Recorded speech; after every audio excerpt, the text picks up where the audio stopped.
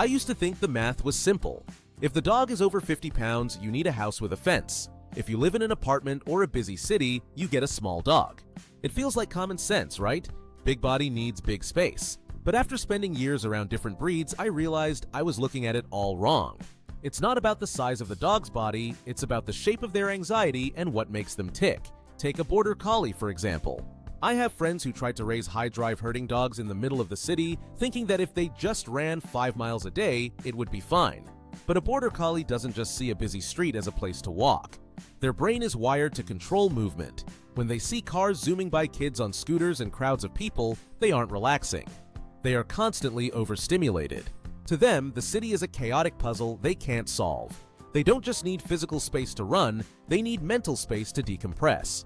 A busy downtown sidewalk feels like a job they are failing at, and that creates so much stress. But then you look at a golden retriever. They are just as big, sometimes bigger, but their priority isn't work or space. Their priority is inclusion. A golden retriever would honestly rather be squeezed into a tiny studio apartment sitting on your feet while you work than be alone in a massive 5-acre backyard. I've taken retrievers to crowded outdoor coffee shops on a Saturday morning, the kind of places that are loud and chaotic. And you know what they do. They usually just lie down under the table and wag their tail at strangers. They aren't scanning the horizon for sheep, they are just happy to be part of the group. The noise doesn't bother them because the social connection outweighs the environmental stress. We get so hung up on square footage. We think we are being bad owners if we don't give them a farm. But for a breed like a golden, the countryside isn't a place on a map.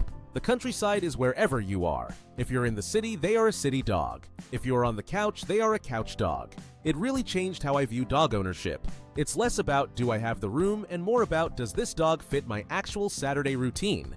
If you want to hike alone in silence, maybe that collie makes sense. But if your life is full of people noise and close quarters, that big goofy retriever might actually be the perfect apartment dog. Despite what everyone says about their size, it's not about the fence, it's about the friend.